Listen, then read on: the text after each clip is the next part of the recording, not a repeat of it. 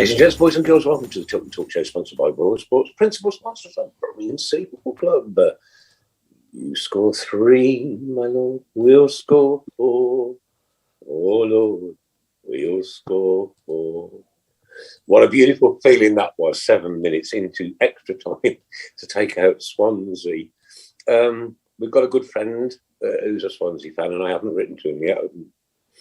And Sharon says I mustn't. Do it. Come on. Wow. We go 1-0 up, and like I've got a customer in front of me at work, and I'm like trying to do handstands. I can't because I'm too old now, but like shouting and screaming. He's like looking at me. I said, "Burning off City Lord." They burst out laughing. And then we go 2-1 down, and you're thinking, "Here we go again. Here we go. We just cannot hold on to a goal lead, and to turn it round and to come away from there with 3 very, very, what I might say is very valuable points, ladies and gents, girls and boys, is nothing short of a miracle. True. Anyway, dedicating this show tonight to a good friend of mine, Steve, who sadly last week took his own life. He was a good standing within the town, a great natured person, always drank in the pubs, always a conversationalist. He wrote in one of the local magazines. He had his own printing business, which he retired from a few years ago. He was a lovely, lovely man. But sadly, nobody knows what's inside the human mind. Steve, my friend, rest in peace. And now to the filthy, horrible, dirty little scrote who picked my son's pockets Saturday in Derby, when he was in the bar, took all his take-ins, took his cards, took his driving licence. You know what, mate? I don't care who you are, but I hope your fingers get gangrene and you watch them drop off. End of. Right, who was at the game? I was. No, I wasn't. Claire was. Whoa! There's only one pig. Oh, no. I'm looking forward, Nick, to hearing this, because all I can say is I was exchanging text messages with a certain Claire Giblin on Saturday, and if expletives could have been used, they probably would have done for the first part of the game. Oh, the Barry Fry show. Then how did it change? That's all I'm saying. The Barry Fry show. It was on par with the Barry Fry show. I'll tell you how Can you do us a favour at a quiet moment, Craig? Can you please count the exchange of expletives that Claire produced? I don't think it actually got to the point of full expletives, but it would have done. Hang on a minute. Was that for you or Claire? You never said. Yeah, there might have been a few from me. Yeah, we were close. But Claire, you know, I mean, we were close you to said you'd taken or drawing a game, which we won, and somebody said, "How did you score a goal in 97 minutes?" Well, you don't know until the fat lady sings. No disrespect to fat ladies, but it ain't until that final whistle is blown. The game is on. Credit Birmingham City. Well done for making us all happy, at least, once in the last 5 weeks.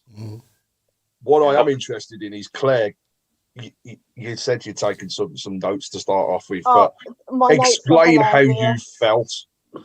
It was shocking first half. Like, we went 1-0 up, totally against them in a play. They carved through us like a knife through butter.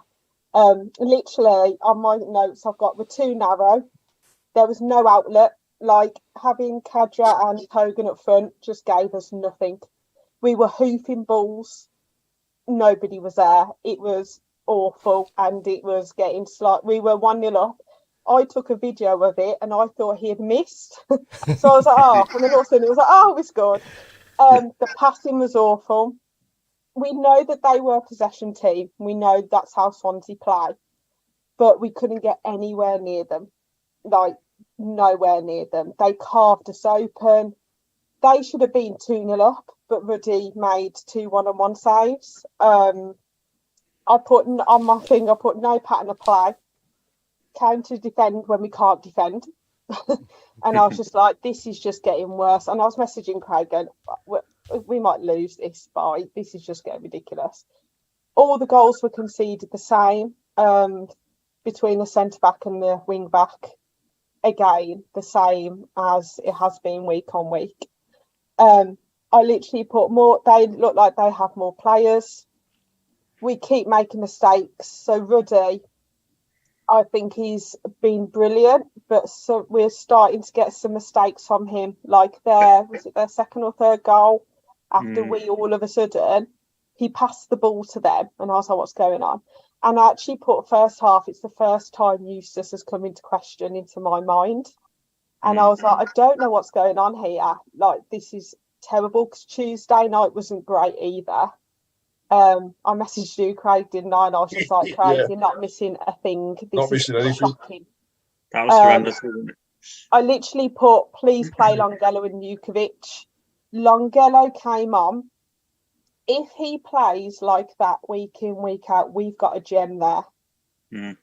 If he works on his defending, we've got a player and a half, because he ran at their fullback. Hannibal was like picking it up, and he was like, come on, let's go. Jukovic, when he came on, it was crying out for Jukovic for about at least 60 minutes, and it was just like, just get him on. Everyone was just like, get him on.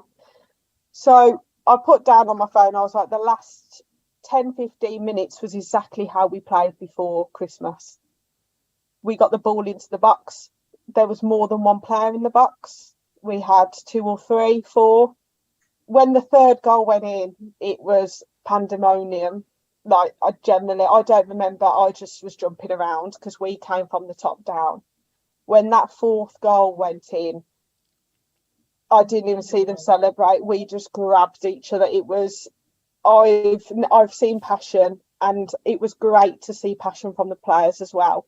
Like Longello jumping in, the crowd, you had Trusty, Jukovic, and it actually showed that they cared, and that's what, I was proud at that point, and you could see the passion on their faces, and literally people were grabbing each other, like, it was brilliant. But the first half was awful, but we made up for it, and to get a win. Can you see me goosebumps, Claire?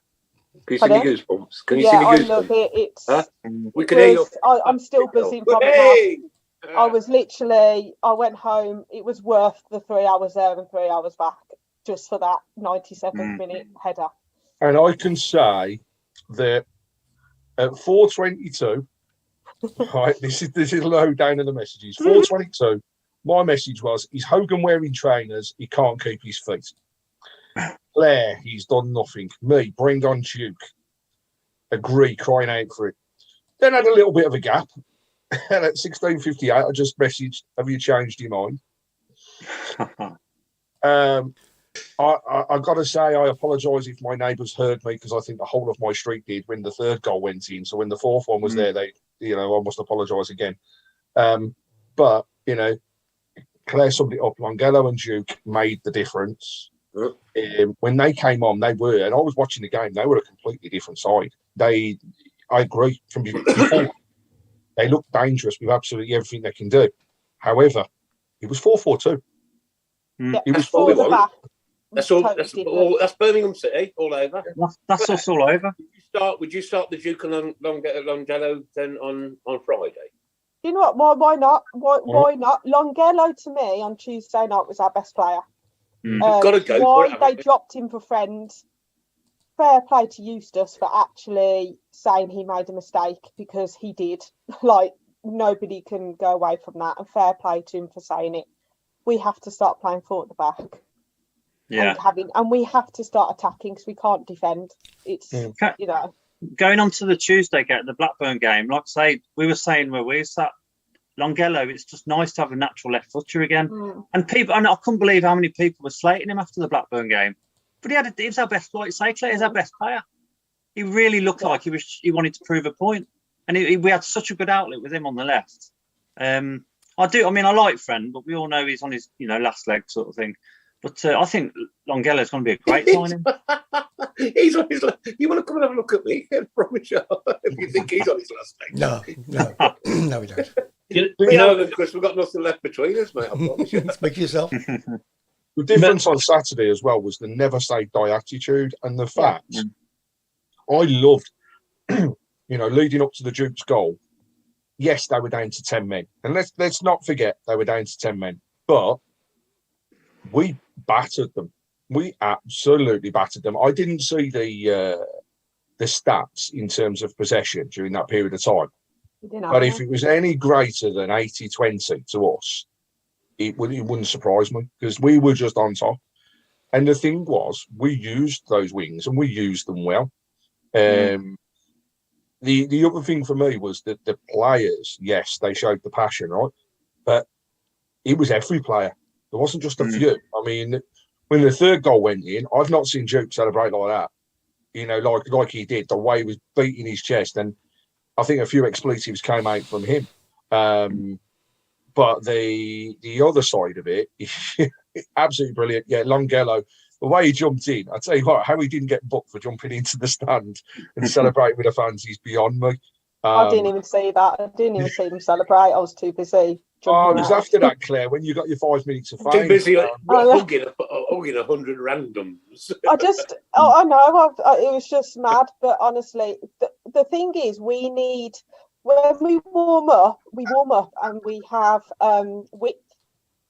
We didn't have any at the moment with this 5-3-2. The wing backs aren't getting high enough up the pitch to have width, and Vukovic needs the ball into the box and things like that. We just don't have the width. We're too narrow, and we just looked like we went there to defend, and we can't do that. But it was worth it. Bo is going to make her weekly appearance on the Tilton Talk Show. There she is, Bo Brummy. Can I just say something about the manager?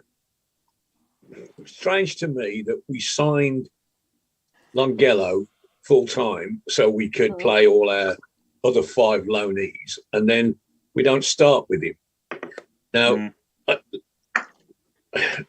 Friend has had 2 or 3 half decent games while filling in during this. We can't have 6 loaners in. But good managers, real top managers, know when you've got, with respect to George, and I do respect him, he's been a good player for us, to get 3 games out of that bloke's legs, half decent, there's a time to say, thanks, George, you've done well, now we're putting the better player back in. Instead, he was a little bit loyal, so, well, you know, the bloke deserves another game, but the good manager, the Brian Cloughs, know when it's time. Yeah, we've done well to get 3 good games out of him.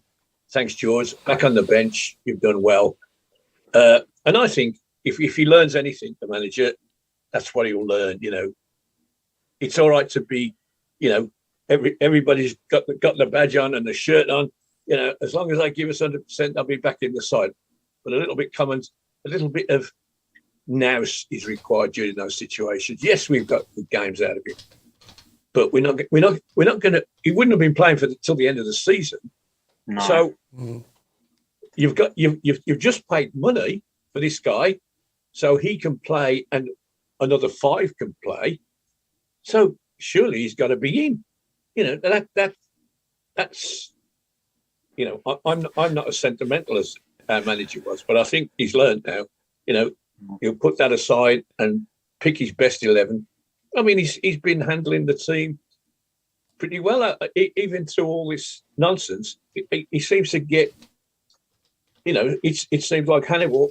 He's saved for the second half. He gets Gary Gardner to run himself into the ground, and then he hits him with Hannibal, who comes on fresh and does. I mean, he was another one that made a difference on Saturday.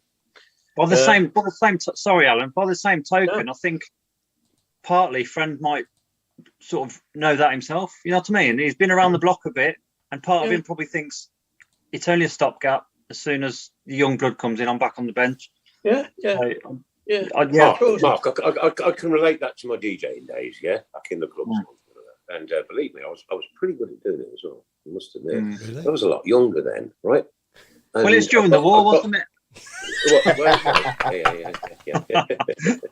During the war. Sorry. You will be, mate. And no, but like, you can't remember how far back it was, Mark. That's why he's sniggering. I genuinely dreaded the day when I said I have to hang up my headphones. I dreaded that. But since that day happened, and I did this for 42 years, right? Since that day happened, never, Excuse me, Claire, please. Sorry. That's all right. All the best stuff. Totally unprofessional. Too much singing on Saturday. Sorry. Who did?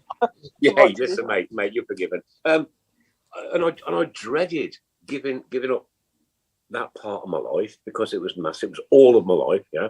Mm. And then when I did, I got a Friday back and a Saturday back and a Wednesday back and a Thursday back, and it was like, yes, I'm having this. And then I've gone on to do other things after that, and I'm still quite happy at whatever I do. I'm happy doing. It don't matter. Don't matter to me. But like, football is one hell of a cruel business. It's a funny, when you're in your 30s and you get chopped out. Like, okay, I was 57 when I packed up the music thing. Mm. But when you're in your 30s, you're kind of still in your prime a little bit, aren't you? 1957. I hope so. The what? Sorry, Alan. I said, was that 1957? I'm coming up. It's not as old as Auntie Linda. You can't say that. For a little bit, ladies and gentlemen. I want to just put out there's a comment from Jason Hughes, which I was going to mention, but I think this just sums it up beautifully. He says that at the end of the game, Eustace came over, made a point of saying that the team were together, pulling on his badge and pumping his fist. He looked really emotional. Mm. That was just pure frustration for me coming out of him at that point in time, because I said it on WM on Friday night. I was asked, why are the team not the same as what they were before Christmas? And the answer is, I don't know, because it's the same team. And they've proven to us at the start of the season that they can beat these teams and go on runs. So it must, if it's frustrating for us as fans, imagine being that manager that's picking the team and thinking, why? What's the difference? What's going on? And if he can't put his finger on it, it's hard. And I don't blame him. Actually, for me, the fault lies with those people wearing the shirts. And on Saturday, they proved to every single fan that they cared. Because they could have sat back at 3-3, decided I'm not going to do anything. But they went for the jugular. They went for it. And I tell you what, I applaud them. Absolutely. Right, what do you do for work? What do you do for a living? I work for a bank. I'm a change manager in a bank. A change manager? Yeah. It counts the change. Sounds posh, means I just sit at a desk. Yeah. No. I mean, like, but you allocate somebody to do a job, and they come back and they do it well, you praise them. Mm-hmm. You allocate somebody to do a job and they come back and they put, I don't know, £21 in instead of 20s in every single bag. They've obviously done the job wrong, right? You've got to discipline them. Yeah. That's life. That's how life works. Yeah, that is the laws of the jungle.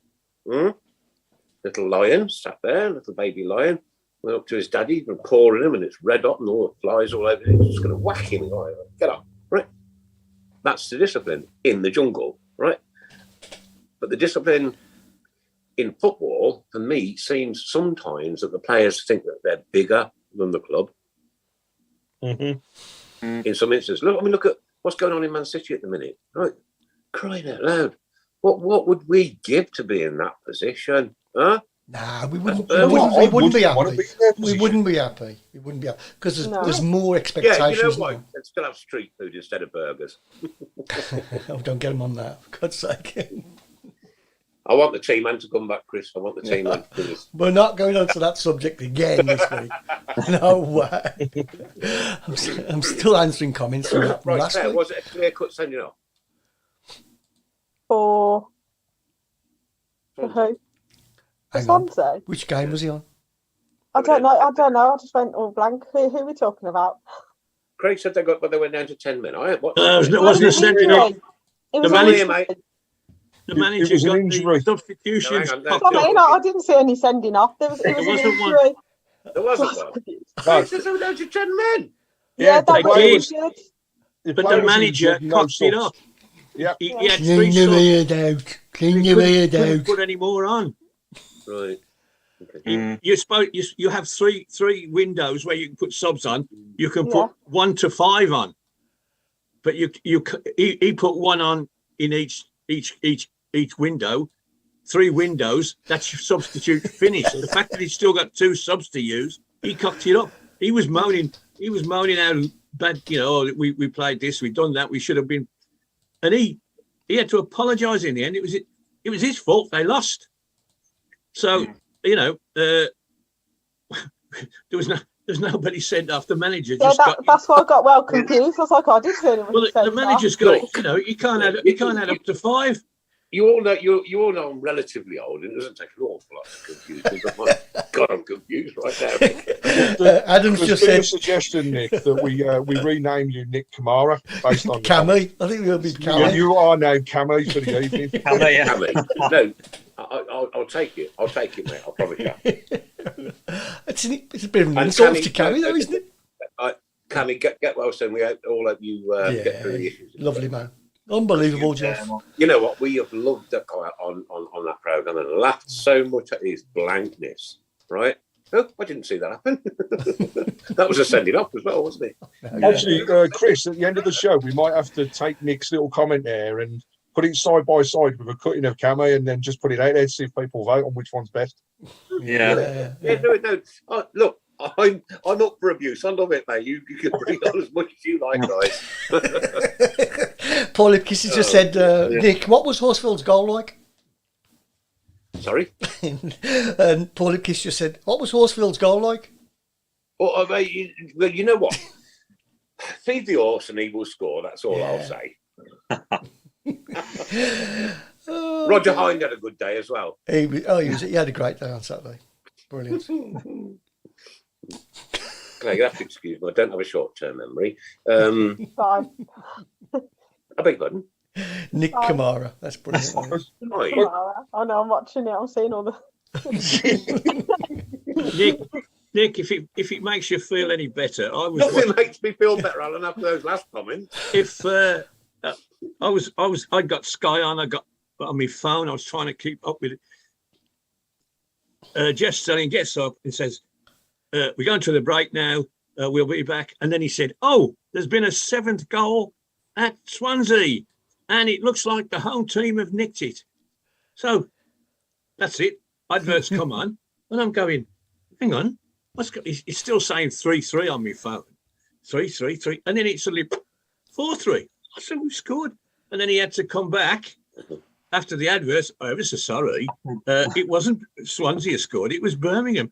So, mate, you've got nothing to worry about. You could get a job on there. Could you imagine how many cock-ups I'd make in one programme?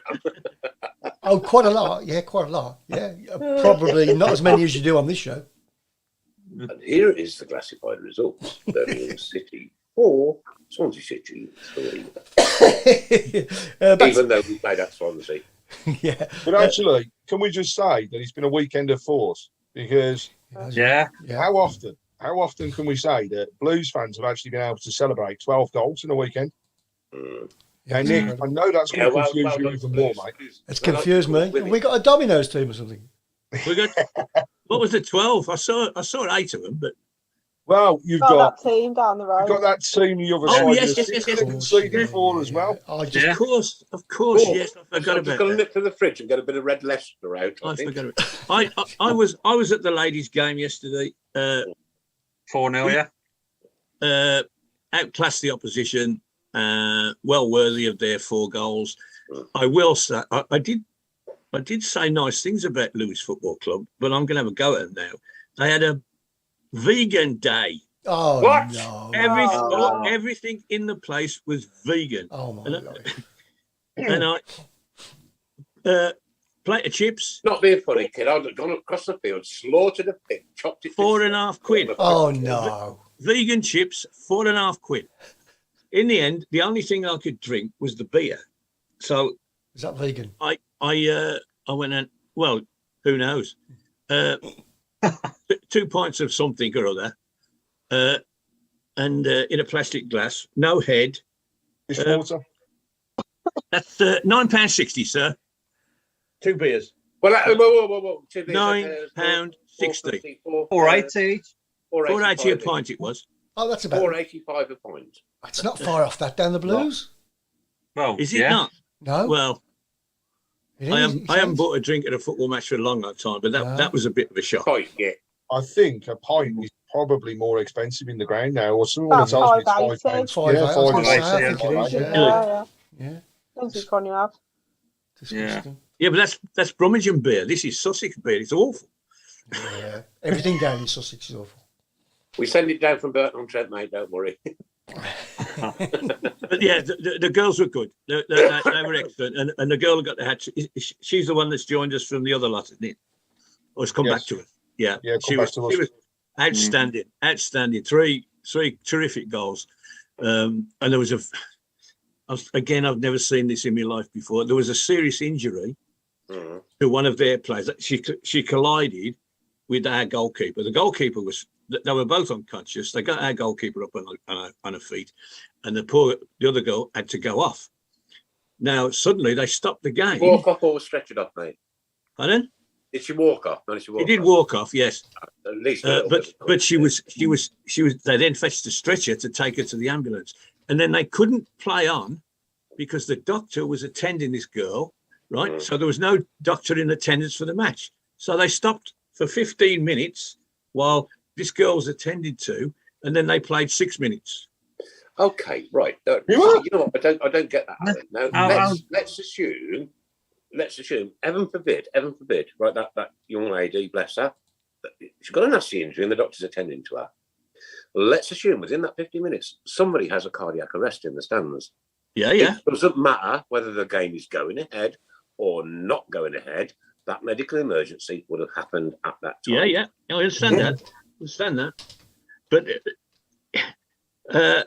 again, never seen that before. And as I say, they put the board up to say we scored, and then they put the board up to say there was 6 minutes more to play, but we had to wait 15 minutes to play the 6 minutes. So the game took nearly 2.25 hours to play. Oh yeah, your mother's was anyway, mate. So don't worry. Oh yeah, it was trouble. It was cold. But yeah, well done, ladies. Well done, ladies. Yeah, and thank you, Stephen Gill, as well. You know what? Yeah, We used to do when I was retired, we called it winter. The sun shines every day here, but unfortunately, the temperature doesn't get much above freezing. You'd think you was on the Costa Brava. Just sit in the fridge for an hour before you go to the game. You'll be all right. Go on, Craig. Sit in the fridge for an hour before you go to the game. Go on, Craig. So you can get a I was just going to say thank you to Stephen Gill for yet another fantastic write-up and honesty throughout, as always. And what's been nice to see is that on our social media channels, we've started following a lot of the ladies now, and I've been tagging them in galore and everything else. Not really seeing too much coming through, but this weekend, every single one of them has liked the messages, and we've had some replies, especially from the goal scorer herself or the hat-trick scorer herself. So nice to get them involved. And like I say, now we need to get down because there's a massive game coming up, massive game against top of the table, London Lionesses, and that's this weekend, I believe. Yeah, it is, yeah. So it's a big and down weekend. Right. It's only five quid a ticket. I'm really sorry about this, Craig, but which team are London Lionesses attached to? Nobody. Nobody. They're a club in their own right. They don't have to be attached to a men's team. Yep. They just have to, Oh, Right, Women's okay, team's yeah, like Claire. No, I've got that. No, because I'm not very clever, Claire, as well. No, it's a good And question. I I don't think mind it's in that case. a lot of them are. there's a few a of lot of them are, but a lot of them don't. Yeah, there are a few don't that go aren't. for it, but a lot of them They're do. entities, aren't they? Yeah. Yeah. did you say it's a £5 a ticket on Sunday? I think it's only a £5 a ticket, and it's only kids for £1, I believe, and season ticket holders are involved in that. Might be a little bit more if you're a non-season ticket holder. What do they just go for the main stand-up, is it? Yeah. You know how much I paid yesterday at Lewis? How much? Well, adults were £13, pensioners like me, £9. What? Yeah. Wow. So that just highlights for all of our listeners what good value it is to get down It's there. incredible. Absolutely. Whoa. And Claire, there's been a request. Going to make you think whilst you're on the show this week. We need to know you want. We need to know you want to 11. Yeah. Yeah. I want to 11. You can sort Is it that out. past and present? I feel like there's loads of pressure on me today. No, you can sort it out for next week if it's too much. Yeah, you can do it for next week if you want to. Yeah. Okay, I'll sort it. You can have a good think about it. Yeah. Yeah. Okay. Do we need to get on to? I'll tell you what. The takeover, Craig. That's reared its ugly, probably ugly head again. Yeah. So I think it was fair to say that we've all been thinking, are things going to go smoothly? And we're talking about Birmingham City, so nothing ever goes smoothly. So reports are now that there is some struggle with arranging what will ultimately be the full purchase of the club. So we all are aware that the first party is initial investment, but there is then foresight to buy the club outright. Concerns over the structure that the Chinese want us to have in place, as we're experienced, I think, by the Maxco consortium as well. But also, interestingly, reported by James Nursey over the weekend, is that Mr. Richardson apparently is also back involved with this particular setup, and that would be interesting to see. I think the key thing is there is still, is the club for sale? They say no, but as we've said before, everything's for sale at the right price. Right? There's awful lot of pressure on everybody at the moment to get things sorted. We need it because ultimately, we've got to make some change to bring some more stability back into the club. But also mentioned it last week, and just to reinforce now, there's a demonstration and the march planned on Friday from Birmingham up to the ground. There are things planned for inside the stadium, which no doubt we'll come on to a bit later. Yeah. But also, there is going to be a letter issued to the board on behalf of a series of fans, groups and forums, of which we are one of them. That letter is asking for BHSL to sell the club. And whilst all of this is going on, is also to give us a series of other things to look at. So the first one is a plan of how they expect to leave the club. Because at the moment, everybody can say we're going to sell, but they don't need to sell tomorrow. They could sell in 2 years. They're talking about 2 years. So what's the plan if that happens? The second part is improved communication. I want us to be open with everybody, and that includes the people that are looking to invest or purchase the club. As fans, we should be able to hear from them. At the moment, it's all cloak and dagger. The third thing, which is going to align nicely to the white paper that's been presented by the government, in and around footballing structures moving forwards, one of the proposals is that there is what you could almost class as a shadow board. But that shadow board is made up of us fans. So people will have a voice in the club. They won't obviously be able to make decisions regarding finances. However, they will have a voice. And so the third and final thing that's in this letter is to request for the immediate forming of a fans shadow board. Off the back of that, the Blues Trust and members will be joining the march. They will be handing out flyers on the match day. Those flyers will give direct links, QR links, or website links to the current petition, which I posted last week. We're over 2,000 signatures on that petition now, which is all about BHSL sell-up. Yeah. Right, they'll be pushing for that. There's going to be placards and banners that are held up inside the ground, telling them to sell. And if that doesn't work and the trust and the groups don't see further progression, then there can be other things that happen moving forwards. However, it's all peaceful. This is us doing it as fans peacefully. And I know from comments that I've seen on the board and from people that have asked me direct as well, that there is worry and concern regarding Friday's game. Yep. There's a lot of speculation. There's a lot of rumour. For us, I'll put it out on here now. This is recorded. It goes out everywhere, but I'll say it as well. We do everything peacefully.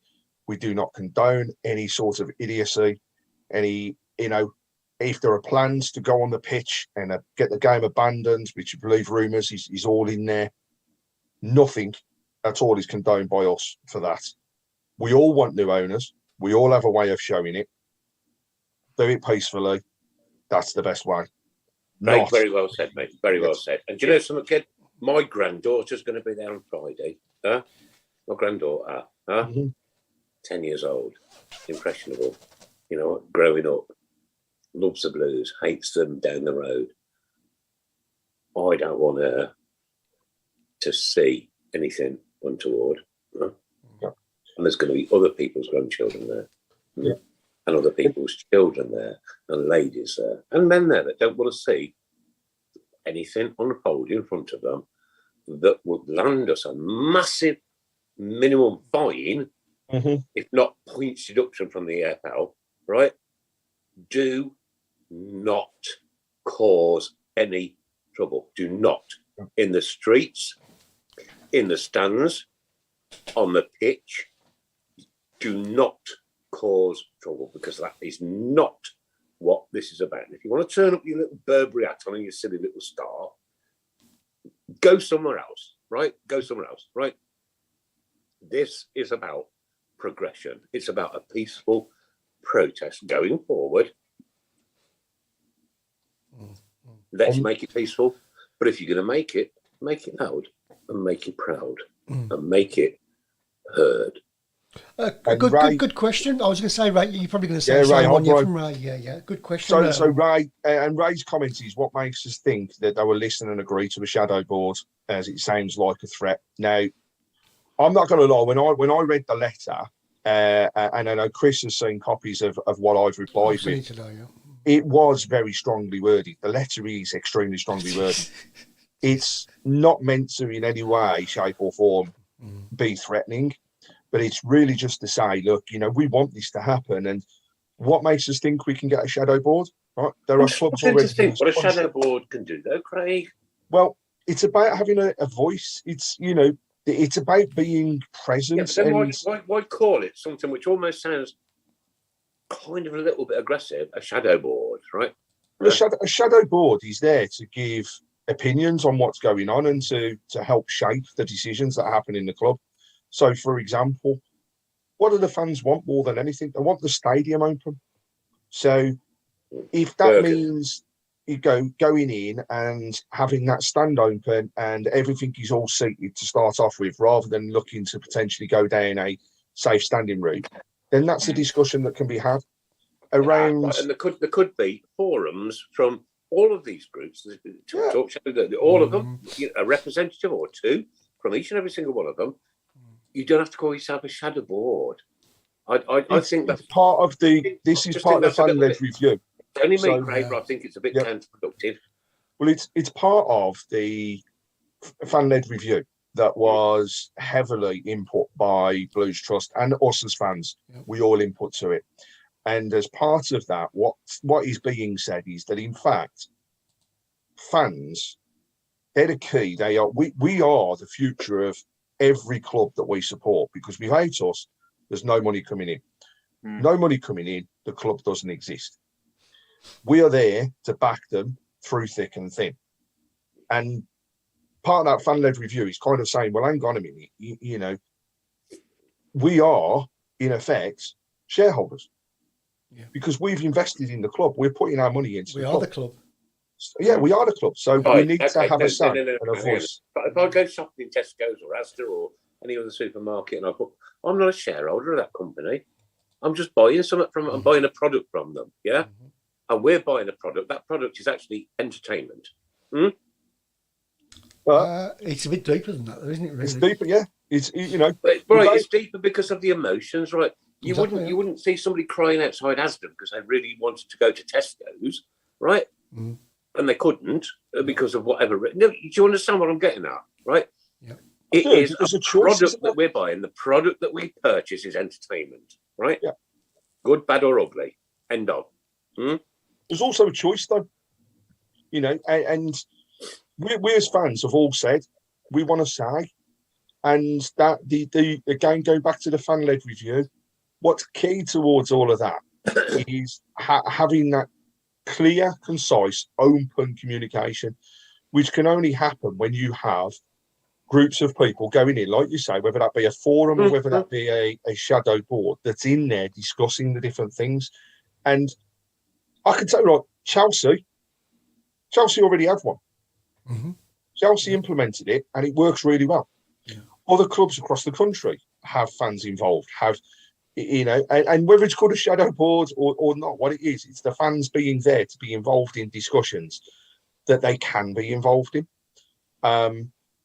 And it helped in terms of building what the future's going to be. And, I'd love nothing more than be able to go into a room, listen and say, is that really what the fans want? Because how many decisions, and I bet we could all think of things now, decisions that have been made that actually aren't the ones that you want to take forward.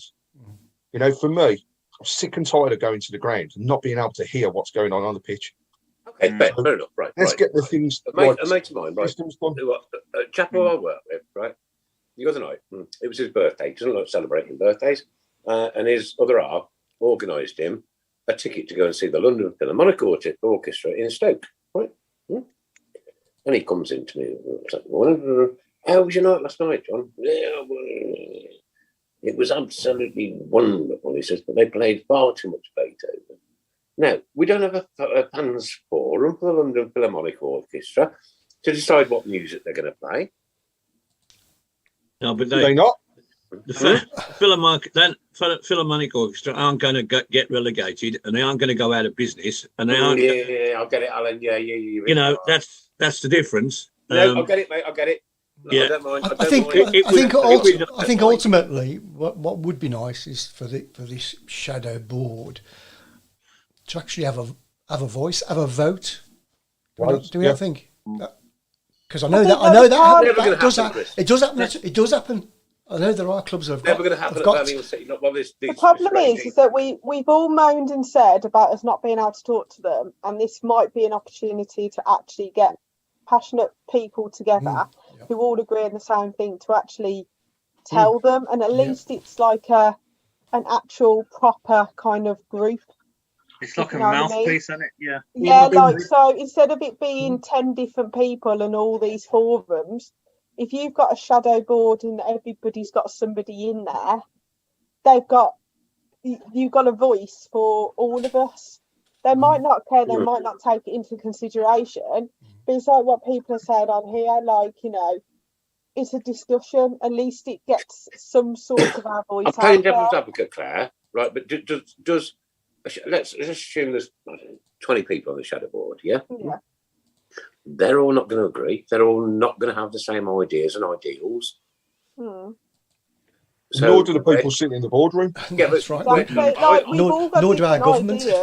Exactly. Yeah, I know, Craig, and I get it, right? But how can we put something forward that everybody doesn't agree on? Or do you go with the majority and you have to go with the majority? Well, democracy, you go with the majority. The thing is, though, it would be nice to actually have those disagreements in an open forum so they can see what we're.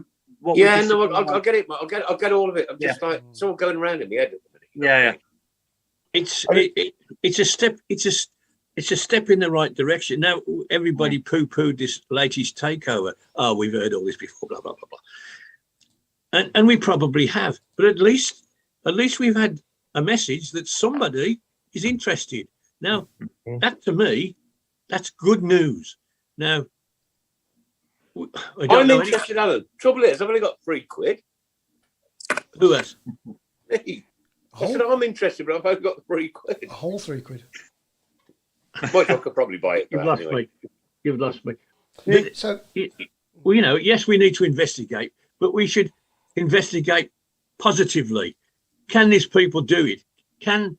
Have they the funds, not just poo-poo them? It's another bunch of cowboys, want to get their name in the paper, blah, blah, blah, blah. Now, I can understand, because we've all been in this long enough, why people get so cynical, why people get so distrustful.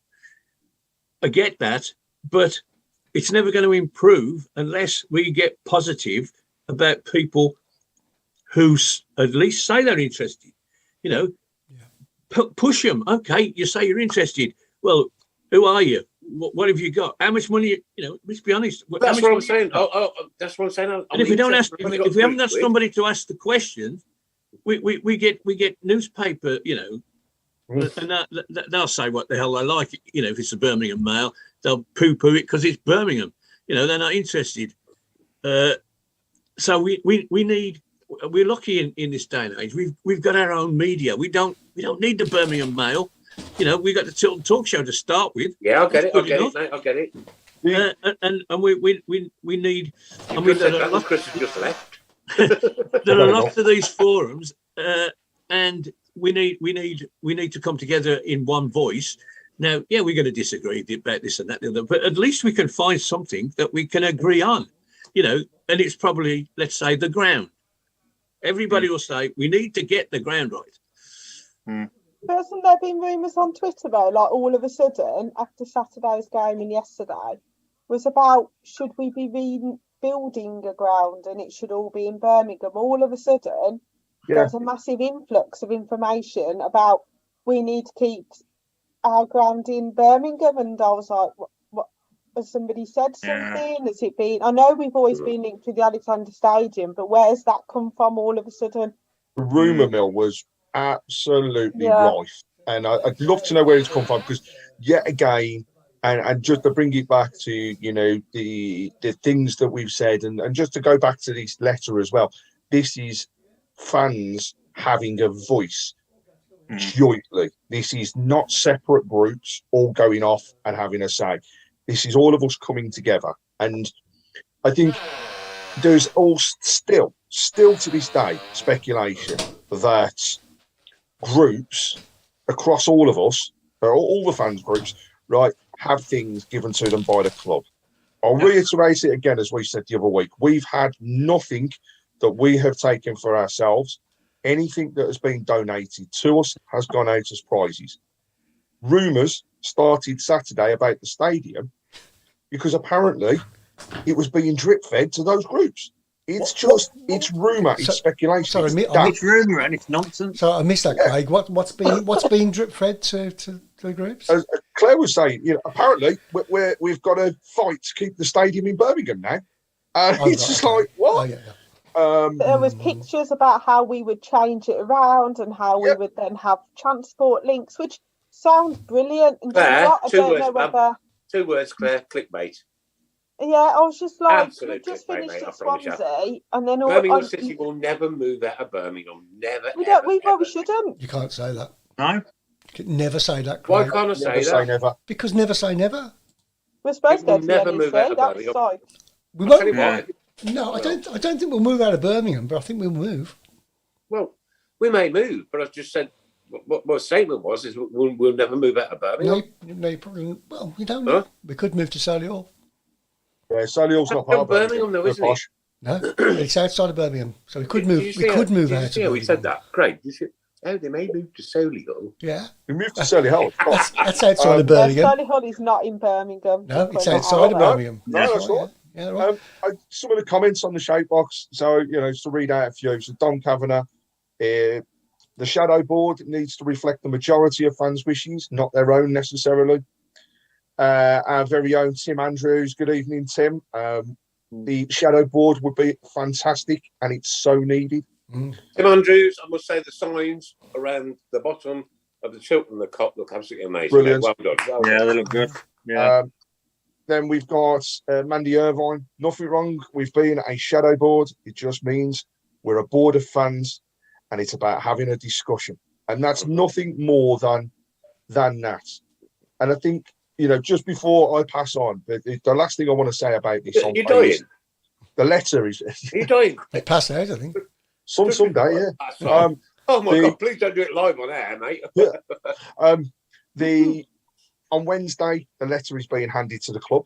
It has been confirmed that it will be handed over to a person at the club who will then deliver it personally to the board. So it is going to go via the right methods. It also aligns to, as I've mentioned, the government's announcements around the white paper for a full reform of football, which is not just about our club. This is about whole thing structure from grassroots to Premier League and how we would all align. But one of the biggest things that's part of that is this financial fair play farce, because that's what it is. It is. Will no longer exist. Once this is in place, it will be an independent board that will check every registration, every person coming in.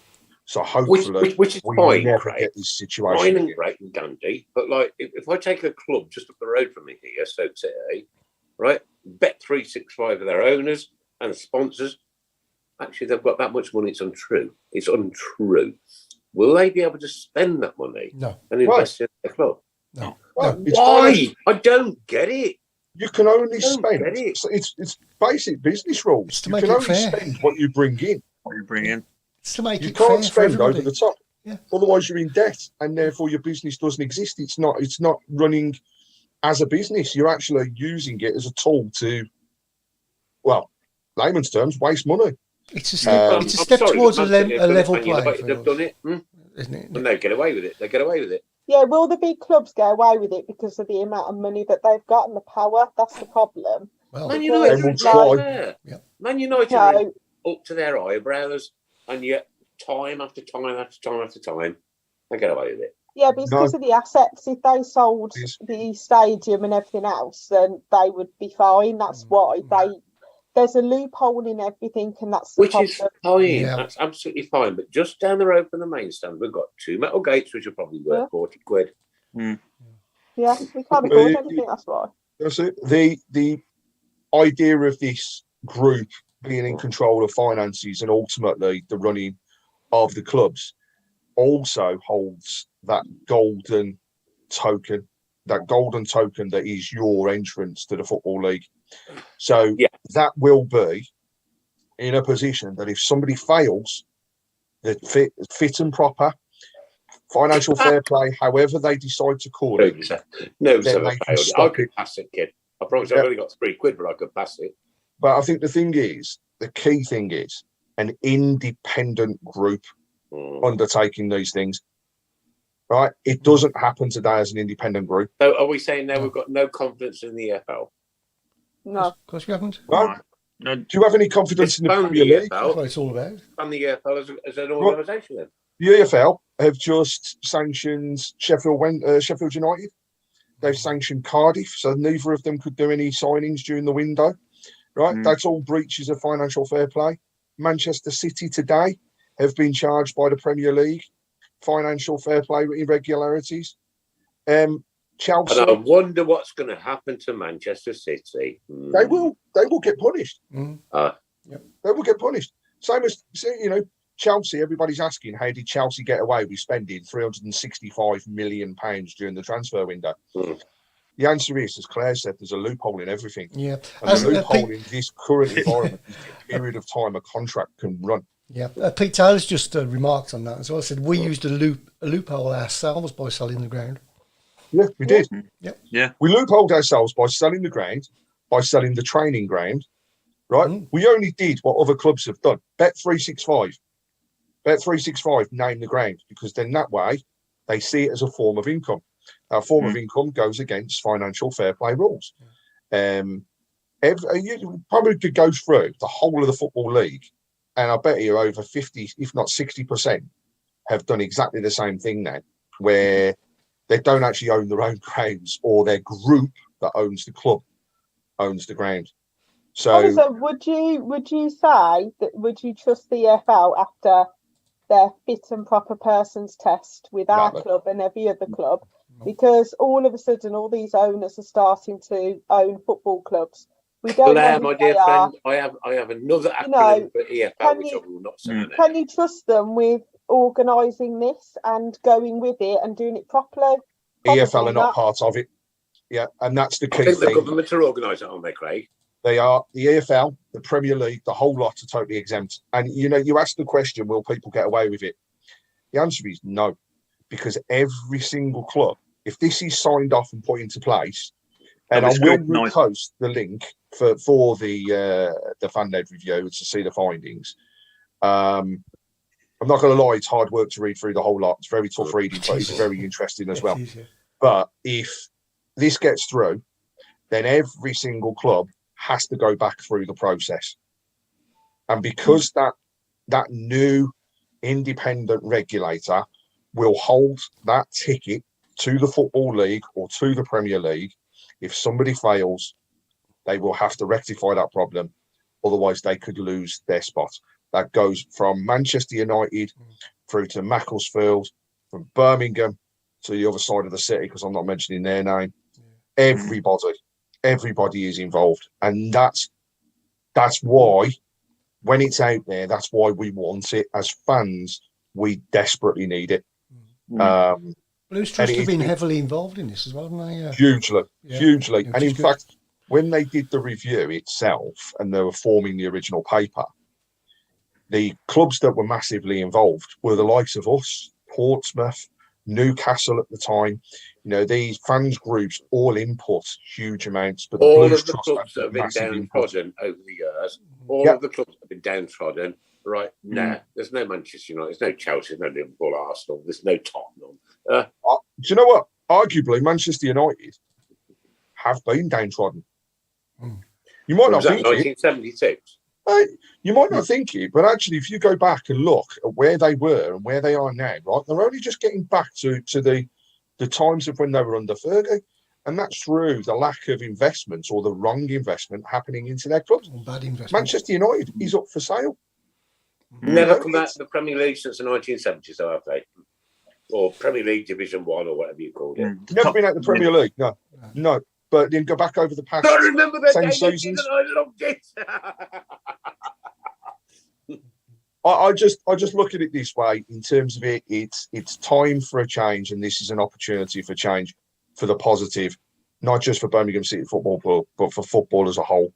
And you know, I massively welcome it and hope it gets heard and that paper is published and it gets through, because we will see some big differences. Something has to change. Something has to change, right? We don't know what it's going to be. We don't know what the outcome is going to be. We haven't a clue. But I just can't believe, like, we've just done 11 years of nothingness and not been allowed to do this, and then docked 9 points and battered from pillar to post and one thing and another. I would just say it's not 11 years. No. It's not 11 years.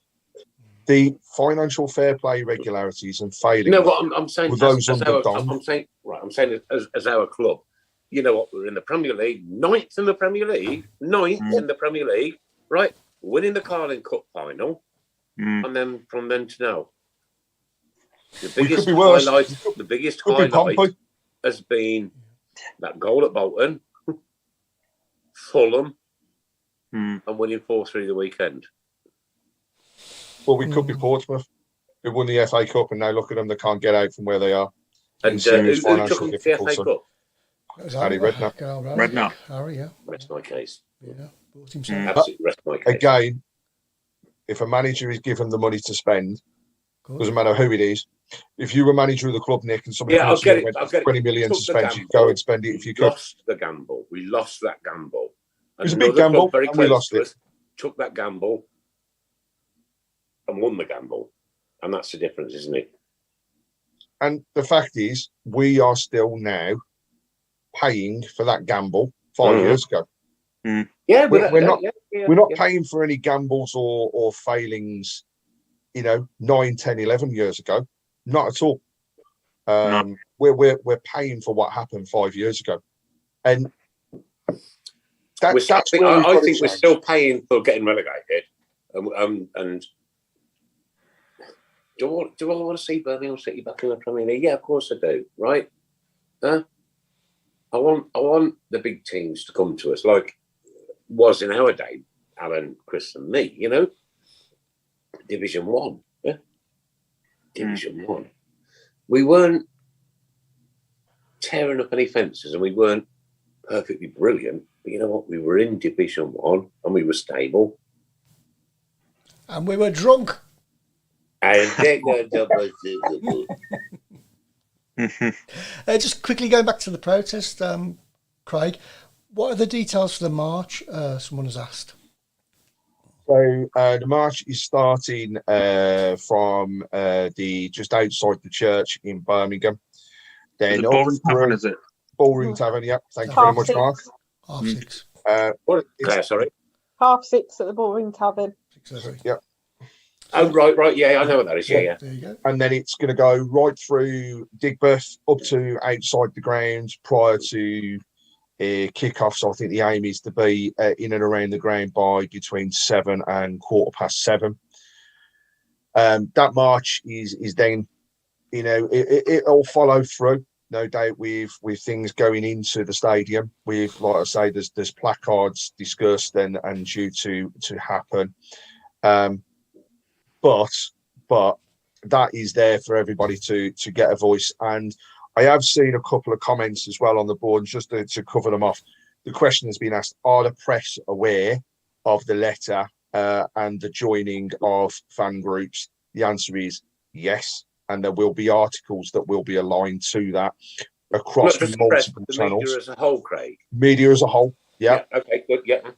So there's already articles ready to go alongside that. The press across the whole media side of things will be covering what happens on Friday, because there'll be two things. There'll be groups of people that are there thinking, it's going to be some trouble, so we want to be reporting on that. And then there's going to be others that are actually interested in what's happening at the club. Yeah. We're interested in what's happening at the club. So let's get the support there. I have to reiterate, if you are a Birmingham City fan and you're interested in the club in any way, shape, manner or form, leave the trouble aside, please. I think unfortunately there are going to be people there. I know. There are that just want to go there. Want to make an impact. Don't make an impact with violence. Violence does not make an impact. Solidarity and togetherness makes an impact. I don't think violence will happen, if I'm completely honest. I don't think it'll be violence.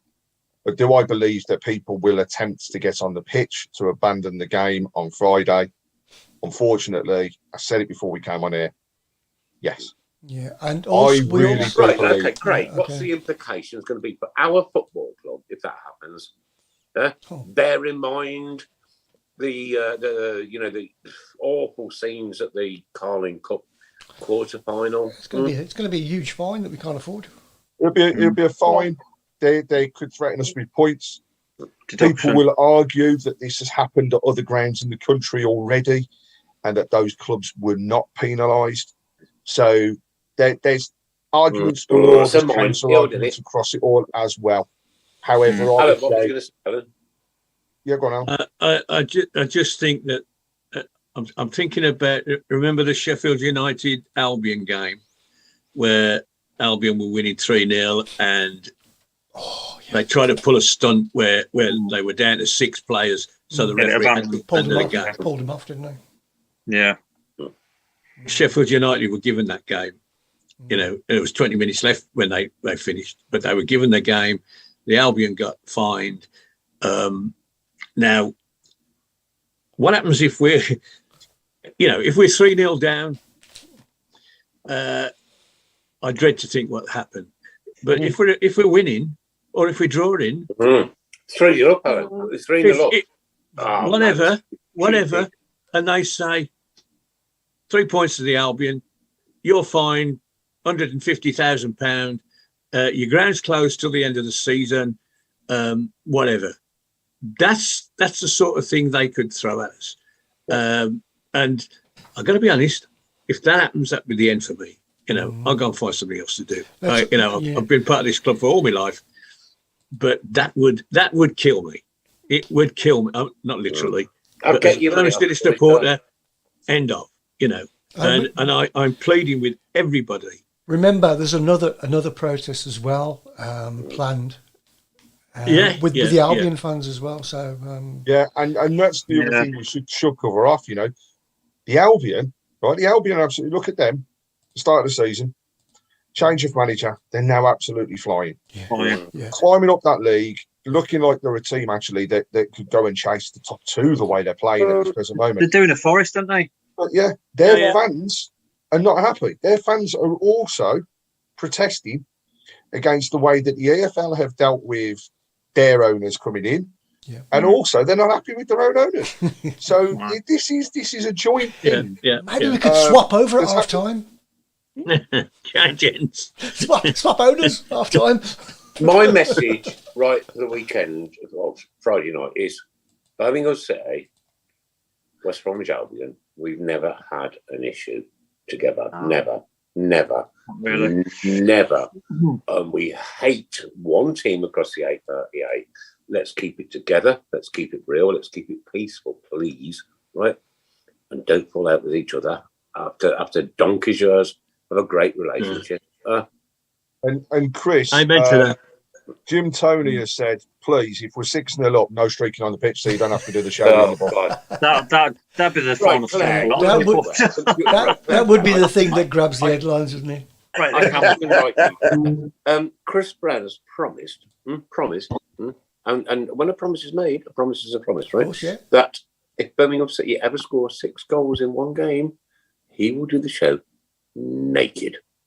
Oh. Naked. Oh no. I might be away that week. And I shall have a wide angle camera on as well. I'll go on another show. 15 minutes, but that has just made my life, I promise you. It's fine. I'll just go and be famous somewhere else. It's all right. Chris, did we do anything with the extreme close-up, by the way? No. He's got his bucket under the table. As I've said, I'm going to get a wide-angled lens for that goes that way. Harrison thought. You're all excited. I'm praying to God if there's a God that we win 6-0 on Friday night, please. I'm having a few to drink then if that's the case, because I don't want to be around that. Craig, I'll be in the bar, okay? Claire, I'll be looking forward to you, actually. You're now part of the team, mate. And teams stick together. Not that close. I'll buy Craig a drink in the bar then. Yeah, that's sticking together, because I will say, Nick, I think there was only one person that said they were going to do it. And of course, don't forget, we also said that if that does happen, we're all in the studio that Monday. Oh my God! We all swore by it. Even Claire, she didn't know, but she did. I think that was the rule as well. Oh, look at the poor lady wiping her brow. I'm going to go 200 miles to see you in the nutty. You have, yeah. What was I going to say, Mark? There could be some of that lady. 200 miles to watch Birmingham City.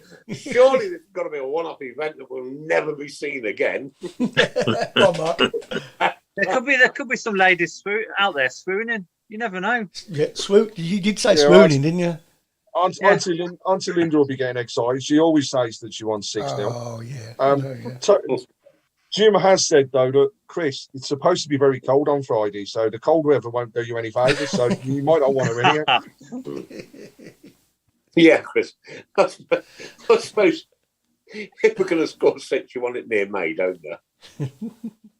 and Claire, Calvin said he feels sorry for you. Thank you. So does my wife. She's got to take the photographs. Who said that?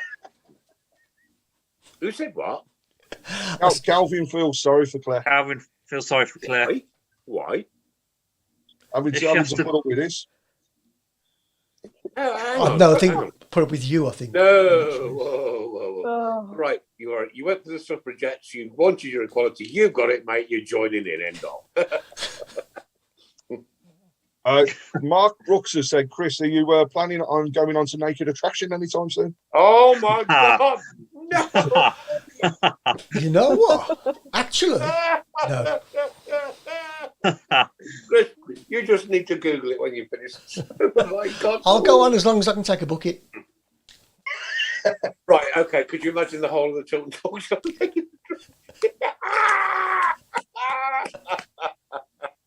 Oh no! Oh my gosh!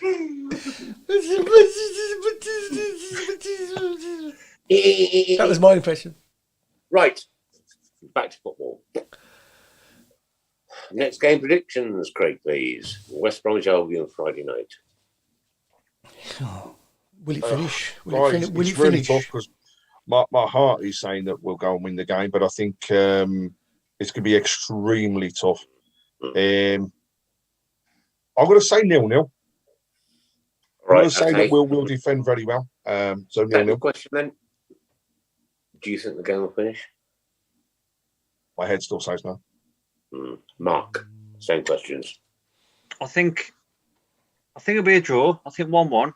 I think we've proved that game-wise we can beat them. We did it at their place. I just got a feeling it'll be a typical local derby and a 1-1. But I've got a feeling that it will finish.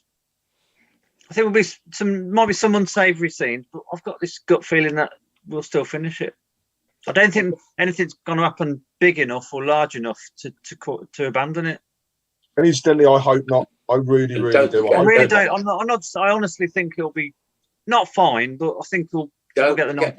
City fans, we are live on Sky.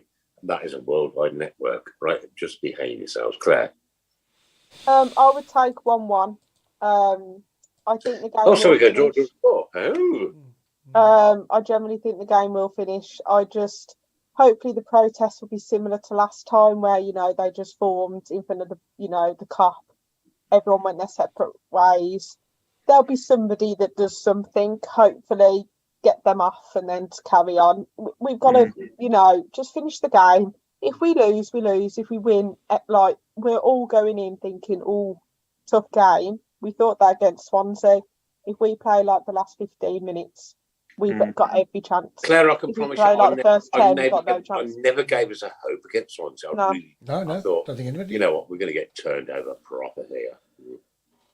Alan, we should have done in the first half, but we showed some passion and fight, and hopefully we can take that local derby.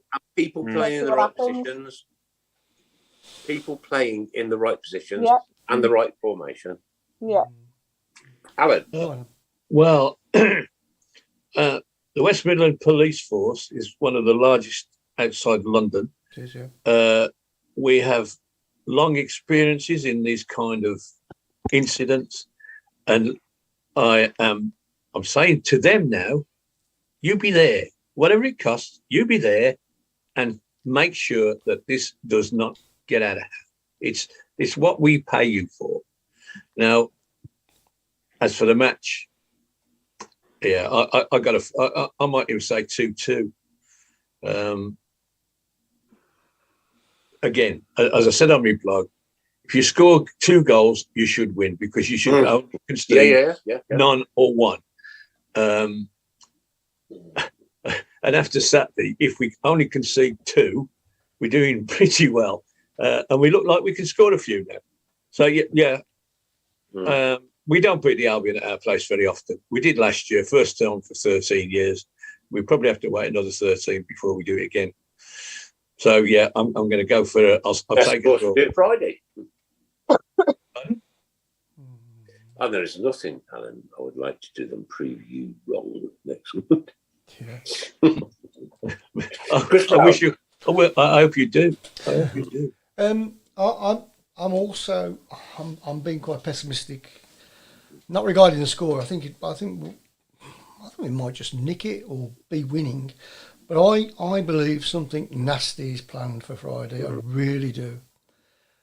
I think something we have never seen before. I know you have so much knowledge and so much intelligence and so much information that you never share with us, right? And you don't, right? But I hate to see the fact that you're not in. Nick, I don't want to say it's inevitable, but there's no smoke without fire, and there is. It's actually, for a change, and a change. This is a bad thing in a way. It's definitely silent. You normally hear what people are going to do. Yep. But there's nothing. Nope. And we know. And that's what scares me the most. When you hear nothing, that normally means something's afoot. And like I say, I desperately hope not. I know our friends from West Midlands Police, we asked them to come on this evening. Unfortunately, they're all tied up with different things, so they couldn't come on. Which is fair enough, and they've come on time after time. Yeah. Before, right? And they've asked questions about the local derbies, and they said, you know what, we got that wrong. That was the best moment on one of these shows ever, when they admitted that they got it wrong by bringing the Welsh police officers into Birmingham against them up the road, who have no idea of the passion and the hatred. Look, I hate them, but I wouldn't hurt one. Not for anybody. Why would I want to do that? Right? If I can do it with me gob, I'll do it with me gob. End of. Can also say, Craig also can also say that, you know, the thing is that what is going to happen on Friday is that it's going to be organised by the generals, but it won't be the generals actually doing any of the violence, will it? No, it'll be the young kids who go down there who pick the game. Watching it on their Coventry Road live cam. It's all the TikTok generation, isn't it? That is the generation of today. Unfortunately, you go across and you know, kids have got those accounts. My daughters have TikTok accounts, right? And some of the things that you see on there are quite funny and enjoyable. Other things are just downright. TikTok's neck if I could. I hate that. I ain't got it and I won't have it. No. Right, we're into the last 15 minutes, ladies and gentlemen, girls and boys. And here we go tonight. Here we go. Anything to do with a photography studio. And I've got a couple for you. Okay. I'm going to go for John Frame. John Frame? Well done. Oh, thanks for the nods. No laughter, but thanks. No, it's pretty crap, really. And Camera Jerome. Camera Jerome. What did you do with the photography studios? What about Lens Lehman? You what? Lens Lehman. Jens Lehman. Oh, I like that one. That's clever. Oh. You didn't come up with that, did you, Mark? You bloody well did. Claire, I've spent a whole week thinking about those two people, and you go, oh, I like that one. Chris Camara. Chris Camara. Chris Camara. Who did it? That's Kelvin Henborough. And Pete Taylor as well. Pete Taylor. I promise you. Colin Flash Gordon. Oh. French team Lens. Lens. Lens. Bradley Kodak. What Real Etheridge? Real. Real. Yeah. Good. When we get it, then you'll see some smile. No, because Neil Etheridge. It's not Neil. It's Real. Did you get it? Neil Real. Did you get it? No. Striker pose. Repeating it don't make it funny. Chris, can you mute him? I'm going to mute everybody in there. I can't do that. What about Film Summerhill? Okay, yeah. Film Summerhill, very good. We've got Brett Stanley with Bradley Kodak, which is very brilliant. Adam Wilkes is on fire.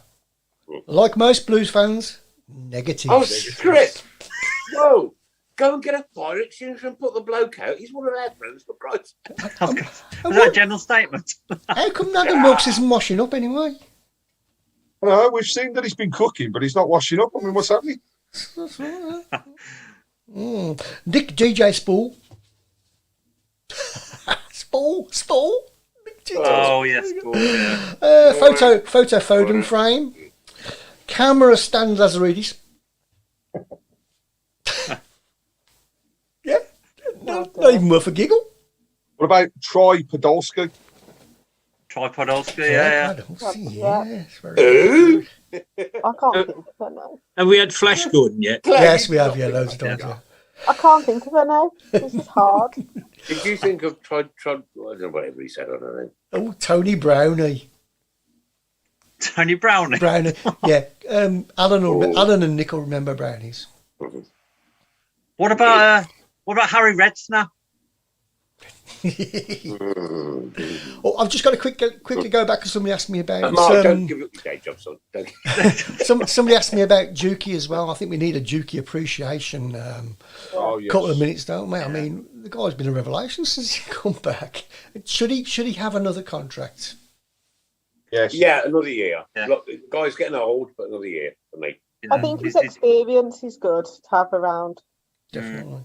Yeah, definitely. I do. Nick, Lily Pad hasn't let us down, by the way. She's actually come up with Dee Dee had a book of photos. Oh, no, wet yourself, sorry.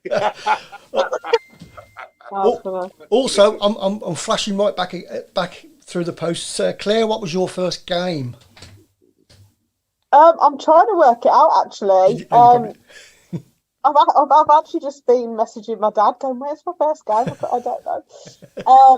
I think it was it was either before the one that I remember was the Watford penalty shootout, and I cried all the way home. The playoffs, yeah. Yeah, and I cried and I cried and I cried. And then my dad took my brother to the auto windscreen final, and I was 3 or 4, and I cried because I wasn't allowed. And I knew that there was a problem because I was that young and I was missing out on the Blues, and I cried. So Gutted. yeah. You know, However, Claire did make up for it, Nick. I can promise you one thing, yeah? How old are you, Bab? 31. You're 31, right? I'm 30 years on top of you, and I still cry. I promise 40? you. I will never stop. 30, Never, 40. never. Oh, I cry all the time. 45 at least. Nick, are you counting backwards again? No, Craig, right? Next Benjamin Button. Man, seriously, right? Oh, God, I went up the loft the other day, right? And I saw a Christmas present and given to the children, the grandchildren. Oh, I bought it down. What a shame it was a puppy. Oh, Dear. You know, he told that joke in 2011. I did, yes, Chris, I did, yeah. It wasn't funny then. I also said that we would be top of the Premier League. Yeah, I'm not having a Chinese. I'm never having a Chinese Because I've got again. 2020 vision. Michael Woods has come up with Brighton and Hove album. Oh, Yeah, very good. I like it, yeah. Oh, there's West Bromwich album as well. Yeah. Yeah, we've got Dom Kavanagh with Nick on Butt. Yeah. Or Nick on Basson. Lily Pad, I think she might need to explain this one, but Rude Van Nude on Rolls. Rude Van you Rude Van on Rolls a film. Rolls a film. Yeah, very good. Yeah, very good. All right, okay. On Your earlier one was a damn sight better than mine. Yeah, on YouTube, Gavin Burr says, Carl Shutter Speed. No. That's clever as well. I like that one. Yeah, They're sitting there thinking, what's a roll of film? I know, yeah. I know what a roller film is, don't worry. Not that young. Right, explain to us then, Claire, what's a roll of film? You take out the camera and it's got all the pictures on it, and then you go and get it. Well hung done. up. That's You good. can't do that because it'll all be gone. You open it No, up, but you know what I mean? Then they cut it out and then they print it, and then you have to hang it up and dry. Yeah, with the red, yeah, Yeah. Like the red lights. Like red light. Like washing. Yeah. Yeah. Battery Hibbit. Ricky Optical. Oh, I've got something. I got something I wanted to show you. A few years ago, I found a book in a charity shop. in a bookstore. It was a blues book about the ground being demolished. And inside, I know. And inside, no, it's true. And inside, I found a letter. Oh, talk amongst yourselves, and I'll get it ready. Oh wow. Claire, when I said that, I meant that you were very young. I didn't mean you were thick. Oh, I know. The cop lives on. I know. Right. Claire, it's all banter here, mate. I know, I can take it. And I'll tell you what, give us much. This is a true story. This is. Love it. This is a true story. He's just going to call you all names and tell me on Friday, so don't worry, I'll let you all know. Yeah. God. When you were just talking about Ricky Otto, it says, so if anybody knows this person, John Perry from Great Bar, let me know. I'll get this back to you. Yeah, John Perry. John Perry from Great Bar, sorry. Dear Arth, thought you might like one of these. I've been waiting for them for ages. You need to take a closer look at page 36 and 37. There's more to see than you think. We are really playing badly at the moment. How are we top of the table? That Ricky Otto is the worst place I've ever seen. Worst player I've ever seen. See you soon, John. And this is So from, that was inside a book. inside this book I found in a charity if shop. anybody knows anybody that would love to get that letter back to you, Oh, and they would also love to have you on the show. For one John night. Perry's name is, this is 8th of February, so it's 2 days, 8th of February 1995, so nearly, a long time ago. Wow. So come on then, girls and boys, Yeah, anything to do 30 with the years. photography studio and football. Very good. Anything else coming in or not? Nikon Zigic, Yeah, Nick. Photony want. Did you have Forest green screen rovers? I beg your pardon. Oh, that's clever. Nick doesn't understand, Claire. Can you explain that one to him? Basically, you know when you have a screen and then you can just have anything like behind you. Yeah. As like a Green background, screen, that's green the screen, green we've got one screen. here. Got one here. Yeah. Chris has got a green screen on his head. Look, it actually makes him look like he's got hair. Yeah. So what was the football inference? Green Green. screen. Forest green screen. Green Rovers. Yeah. No, I've got a green screen myself. Oh, what about Paul developing? Very good, yeah. I like that one. Yeah. Jonathan Reflector. That's actually quite funny. I've got to applaud. That's actually quite funny. That's quite good, actually. I think. I like Jim Tony's one, which is Photony want. I know, yeah, that's a good one, that is it? That's only one. He came on half time the other night against Blackburn, didn't he? Tony won. You know what? Tony Yeah. Want. He played in the game, which was the game before my very first game, right? And had his leg broke at Newcastle. And that was December 1973. Huh? It's like almost on the way in it, 73. Yeah. I mean, Claire's got that thinking, 1973? Was it all black and white? I was in the stars then. Was it all black and white then? I was a twinkle in the stars. I didn't even exist. We've 50, got isn't Maxi Lopez I was Spielman. just getting drunk. Maxi Lopez Spielman. Yeah. Very good. Who was that one, Craig? Maxi Lopez Spielman was. It's our friend Michael Woods again. That's Mike. I think he must have taken his tablets before he come on air. Craig Cullertony. I don't Courtenay. get that. Courtenay, yeah. Okay. Yeah. What about Roger Wind? Like Roger Hind, but Wind. Right, yeah. Roger Wind. Roger Wind, yeah. Chris, I'm glad you did that. Absolutely rubbish. Right, then The it's time full rush just got across the screen there, man. right, it's time to say goodbye now, Nicholas. Say goodbye. We played that, didn't we, Chris? It was the night that Chucho Benitez passed away, and we played that as a start-up. Oh, I can't remember. Yeah, for the show. Wow, Remember that what a moment that was. And you know what, girls and boys, ladies and gents, Claire, Mark, Craig, Alan, Chris, and me. I've learned this week definitely that you do not know what tomorrow brings. You don't. Embrace everything you've got. Enjoy your life. Support the Blues. That's ballsy. I beg your pardon? That's ballsy.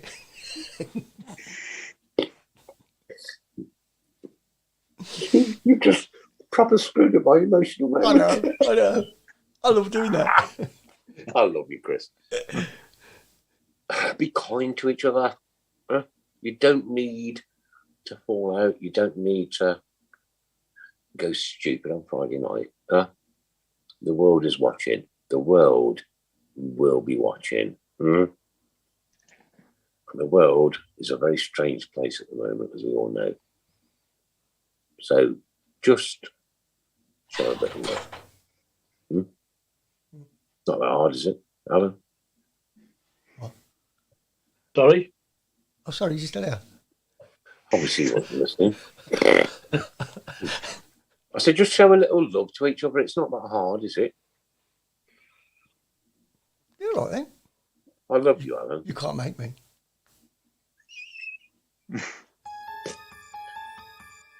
Crazy times. This has been the Tilton Talk Show, sponsored by Board Sports, with the one and only Claire Giblin. Good evening. See you later. Mark, the Mr. Robe Adams. Have a good week, everyone, and stay safe Friday. And might see some of you Friday.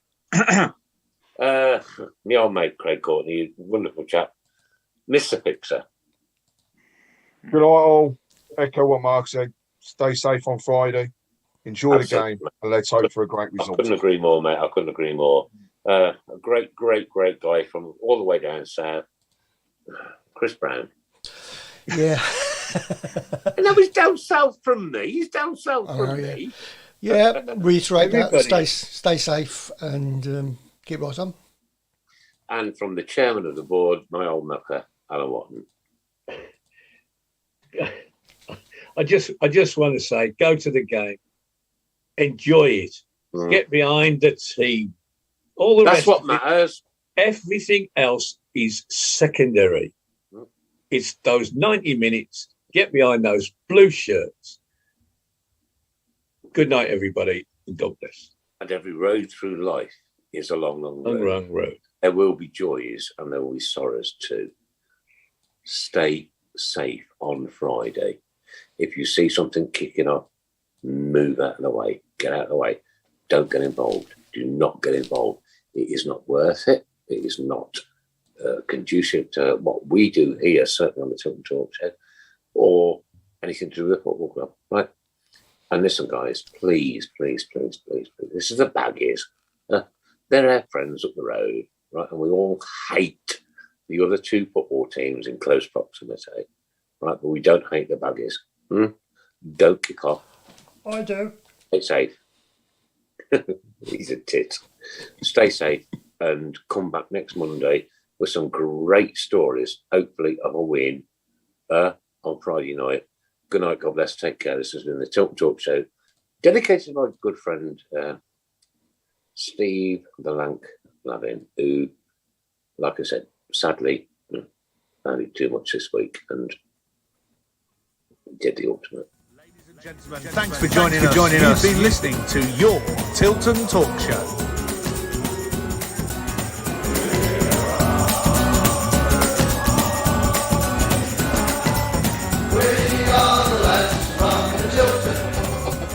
We'll support you till the end of the day.